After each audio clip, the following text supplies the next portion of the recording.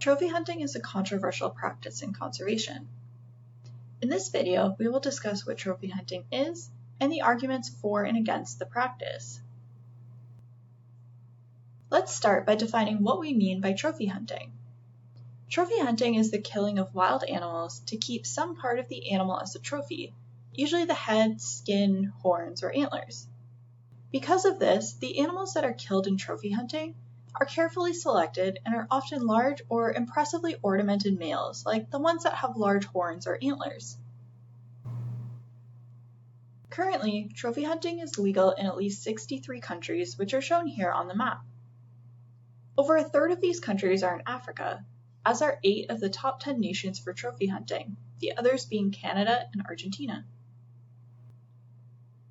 Trophy hunting is commonly associated with Africa, where it has been a common practice for centuries, with the big 5, lion, leopard, elephant, rhino, and buffalo, being particularly prized. However, it should be noted that for the most part, trophy hunting in Africa has been the practice of colonizers, and it has only been part of a select few African cultures like the Maasai, who have traditionally viewed the killing of a lion as a rite of passage. But these traditional cultural practices are separate from the commercial trophy hunting industry, which will be our focus today. Across the continent, there are tons of private game farms and reserves that cater to trophy hunters. In South Africa alone, there are about 7,000 of these reserves, which in total cover about 160,000 square kilometers. To put that area into perspective, it is about 13% of the country, or a little more than 1.5 times the 8.5% that is protected through stricter conservation areas that do not allow hunting. These reserves, just like most protected areas in Africa, are fenced in order to minimize human-wildlife conflict. In some ways, this justifies trophy hunting, as species populations can't get too high in a contained system. If a population gets out of control, it can be detrimental to the environment and can lead to more species suffering. Because they are going to be controlled anyway, proponents of trophy hunting will argue that they may as well get some money for it, which can then be used to further conservation work. They argue that the alternative is a straight cull, which still results in dead animals, but no extra money. Of course, there are non-lethal ways to control populations, including manipulating food sources and sterilization procedures, but these measures can be pretty expensive and more time and labor intensive. Although trophy hunting is frequently associated with big game in Africa, it is important to keep in mind that trophy hunting occurs all over the world, including here in North America, where species like cougar and grizzly bear are hunted for sport throughout their ranges across Canada and the United States. There are also places that breed big game animals specifically for the purposes of hunting them. This is called canned hunting or ranch hunting, and is only legal in South Africa and the United States, where many species from all over the world may be at a single ranch, including lions, tigers, and a variety of different deer and antelope species. Although the U.S. Endangered Species Act forbids the hunting of endangered species, these ranches are allowed because the animals are not endangered in the U.S., so they are not covered by the Act. To be clear, the focus of this video is on trophy hunting that occurs in non-can hunting situations, as those tend to bring up a whole different can of ethical worms. You are, however, more than welcome to bring up these issues in our next class meeting. Trophy hunting has both enthusiastic supporters and strong opponents.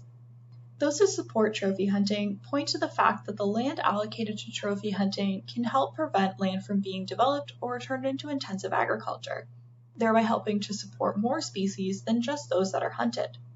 They will also note that trophy hunters are generally willing to travel further and into more remote areas than folks engaging in ecotourism, which creates conservation incentives in areas where other non-consumptive options for tourism are limited or not viable at all. Trophy hunting is also a big money industry, with each hunter paying tens or even hundreds of thousands of dollars for the opportunity to fire a shot. Not to mention the travel costs of getting to the hunting site, as over 80% of trophy hunters are American, but the top 10 nations for trophy hunting are all outside the US. And if the hunt is successful, there are additional costs to import the trophy back to the United States. The argument in favor of trophy hunting is that if it pays, it stays. The idea is that when people are willing to pay to hunt an animal, there is an incentive to protect the species and its habitat. So the money that is brought in from trophy hunting can then be used to fund conservation initiatives. There are also economic benefits for communities that surround the reserves where trophy hunting takes place in the form of employment opportunities, community payouts, and sometimes a supply of meat. By providing an economic incentive to having wildlife around, there is also reason to suggest that communities can become more tolerant of wildlife.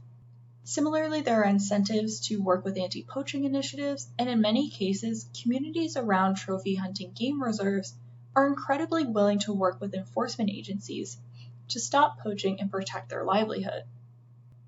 Work in the trophy hunting industry can also provide an alternative to those considering poaching, which can be an extremely lucrative, albeit extremely risky endeavor. Those managing reserves for trophy hunting are also incentivized to maximize wildlife populations.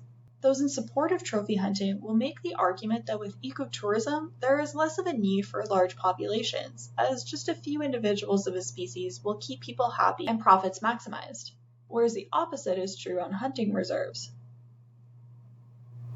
On the other hand, many who are opposed to trophy hunting find the practice morally reprehensible and think the idea of breeding wildlife simply to kill them is barbaric.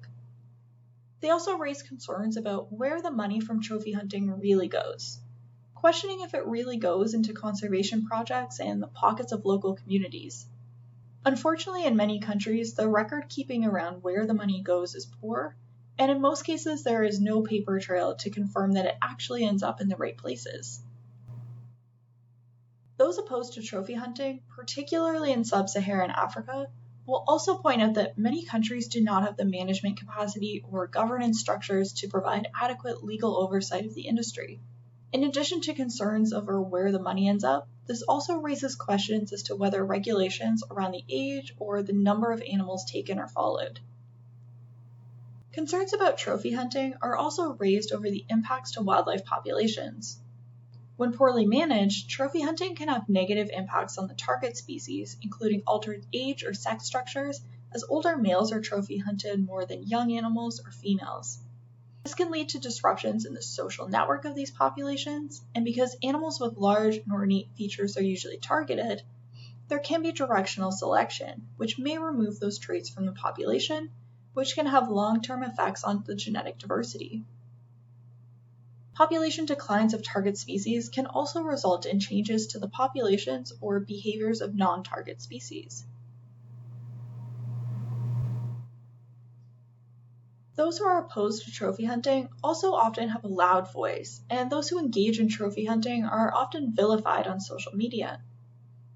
For example, in 2015, Walter Palmer, an American recreational big game hunter, killed a lion named Cecil, primarily lived in the Hwange National Park in Zimbabwe. Palmer reportedly paid about $50,000 for the killing, which sparked pretty much immediate outrage among animal rights activists and prompted responses from politicians and condemnations from a number of celebrities.